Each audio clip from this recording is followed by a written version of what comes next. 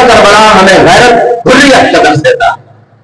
قصہ کربلا ہمیں دین اسلام کے نظام کے لیے آئین قرآن کی حفاظت کی پاسداری کرنے کے لیے سب کچھ قربان کرنے کا درس دیتا ہے.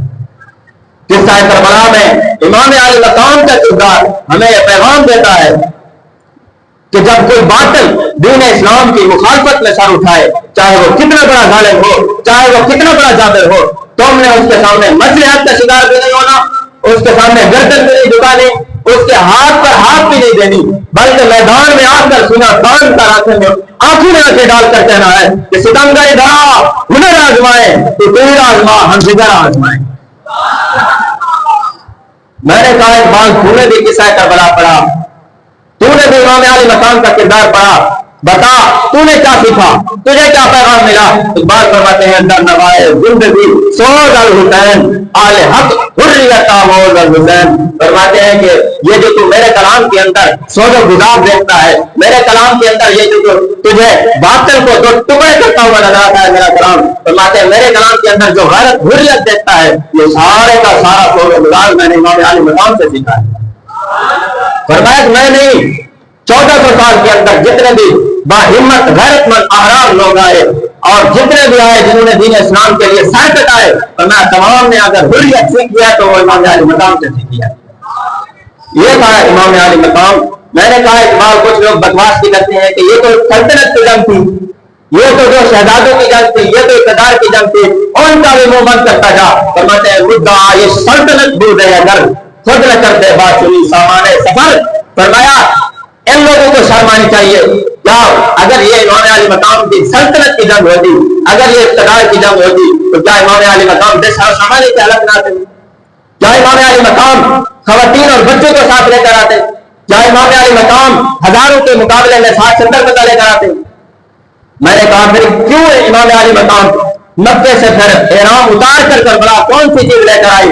اقبال فرماتے ہیں تیر بارے عزت دین است بس مقصد حفظ آئین است بس. فرماتے ہیں یہ تو نے جو دیکھا، تو نے جو پڑھا کہ کربلا کے اندر امام علی مقام کی تلوار بے نیام ہوئی، وہ صرف اور صرف دین کی عزت اور ناموس کے لیے بے نیام ہوئی. اور تو نے جو دیکھا کہ امام علی مقام کا مقصد صرف اور صرف دین اسلام کے نظام کی حفاظت اور آئین قرآن کی پاسداری کرنا. بس میں نے کہا آخر میں یہ بھی بتاتا جا کہ امام علی مقام کی جو شہادت ہے وہ ہمیں کیا پیغام دیتی ہے.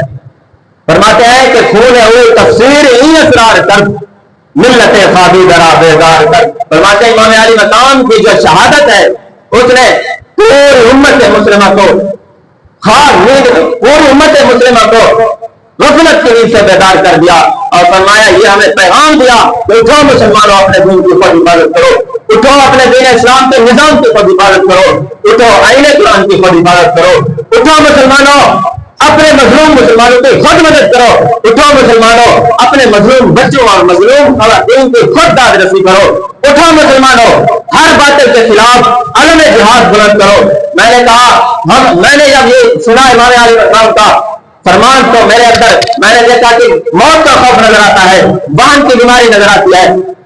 امام علی مقام کا یہ شعر مجھے یاد آ گیا. آپ نے سنایا تھا وَلَوْ كَانَتِ الْأَبْدَانُ لِلْمَوْتِ أُنْسِيَتْ وَلَوْ كَانَتِ الْأَبْدَانُ لِلْمَوْتِ أُنْسِيَتْ فَقَتْلُ سَبِيلِ اللَّهِ بِالسَّيْفِ أَفْضَلُ. فرمایا کہ پوری قیامت تک میری تمام مسلمانوں کو میرا پیغام سنا دو، موت سے ڈرنے والوں کو میرا پیغام سنا دو. فرمایا کہ جب یہ بدن اللہ تعالیٰ نے پیدا ہی مرنے کے لیے ہے تو بہتر نہیں ہے کہ بندہ مومن اللہ کے راستے میں تلوار سے کٹ کر مر جائے. یہ بہتر نہیں ہے جب مرنا ہی ہے تو تلوار سے کٹ کر کیوں نہیں مرتا. میں نے کہا یہ اقبال بیان کرتے ہیں نا خون ہوئی تفسیر ہی اسرار کر ملت خوابی درا بیدار کر. فرماتے ہیں امام علی مقام کی شہادت نے یہ قیامت تک اس راز سے پردہ اٹھا دیا کہ نہ سر جھکا کے دیے نہ منہ چھپا کے دیے، ستم گر نظروں سے نظریں ملا کے دیے. ہم اگر 2 دن کم دیے تو اس میں حیرت کا ہم تو ان کے ساتھ تھے جو دین اسلام کا جھنڈا لہراتے دیے. پھر میں نے کہا پھر میں کوئی امام علی مقام کا کوئی ایسا کارنامہ سناتا جا.